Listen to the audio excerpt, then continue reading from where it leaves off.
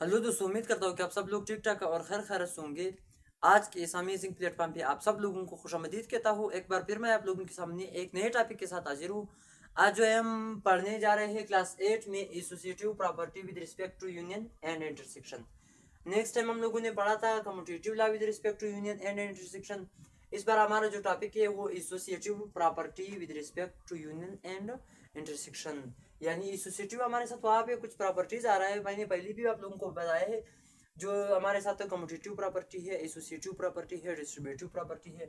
अब ना आज हमारे साथ जो टॉपिक है वो किस चीज़ पे आ रहा है, एसोसिएटिव प्रॉपर्टी। सबसे पहले तो हम ये पढ़ेंगे एसोसिएटिव प्रॉपर्टी में हमारे साथ जो एक बार यूनियन के जरिए हम इस्तेमाल करके मालूम करेंगे, प्रूव करेंगे। फिर इसके बाद इंटरसेक्शन के बारे में हम प्रूव करके मालूम करेंगे, साबित करेंगे कि सच में हमारे साथ जो एसोसिएटिव लॉ है यूनियन इंटरसेक्शन के जरिए सही आ सकता है या नहीं आ सकता है।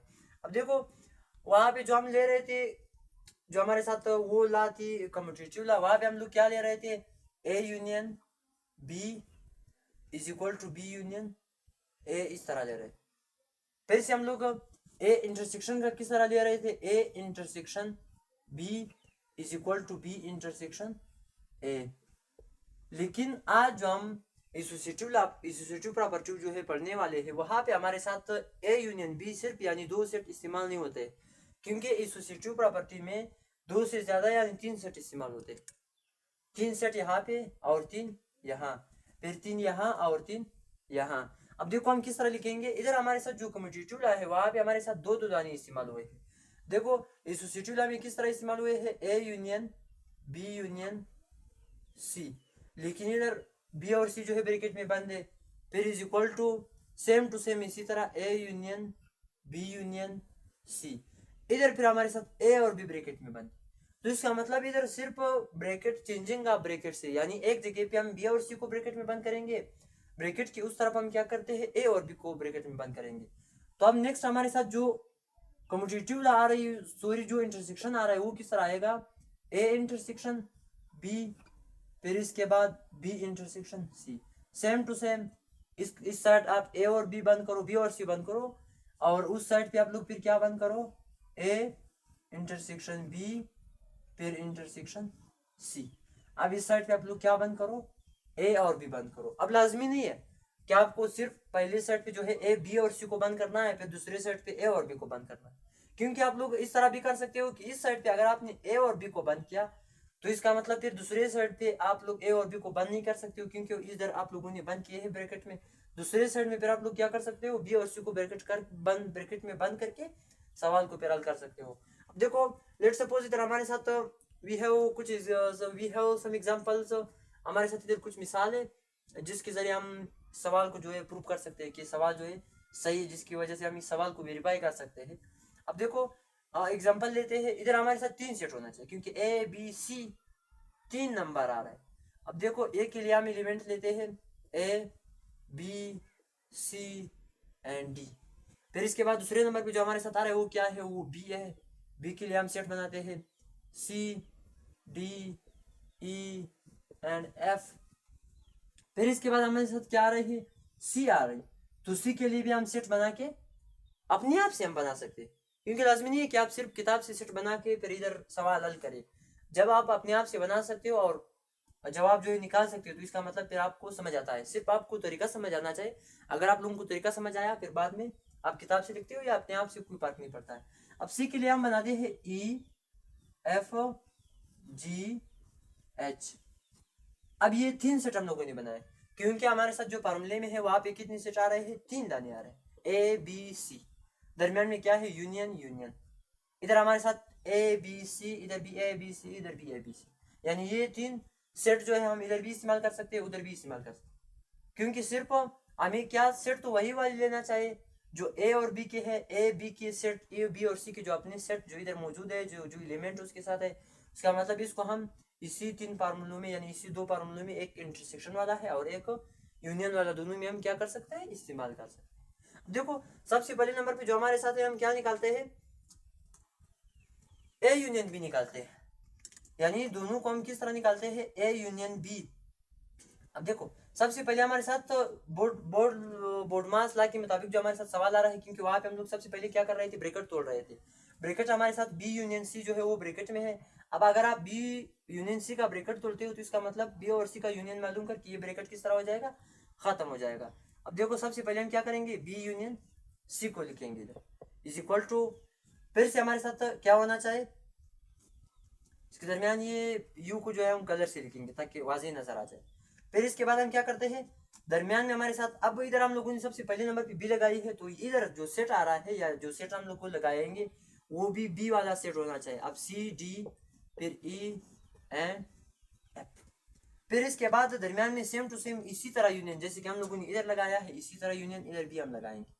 फिर इसके बाद ब्रैकेट में वापस ब्रैकेट को हम शुरू करेंगे, क्योंकि हमारे साथ इधर सी आ रही है, सी के एलिमेंट हमें डालना है। सी के एलिमेंट हमारे साथ क्या है, ई एफ फिर जी एंड एच।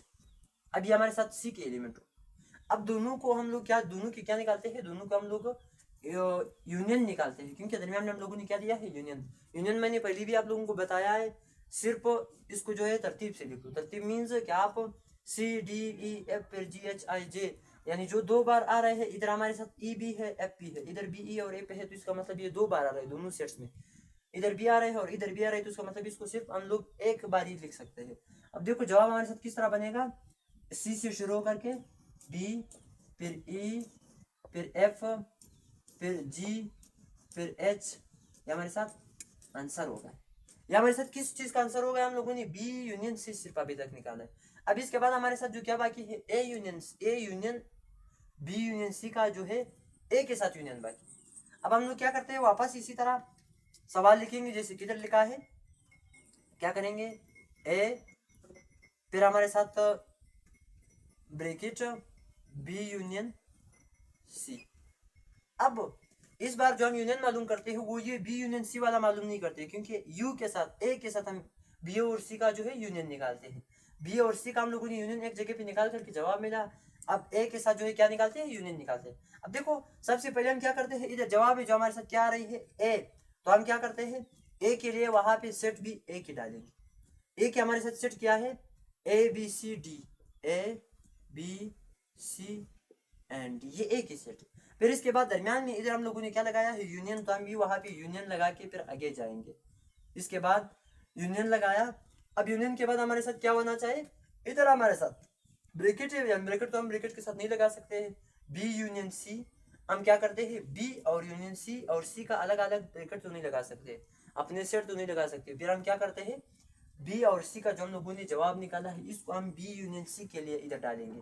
वो हमारे साथ क्या है, C D and E and F G H, ये हमारे साथ इस जगह तक होगा। फिर हम क्या करेंगे, इज इक्वल टू,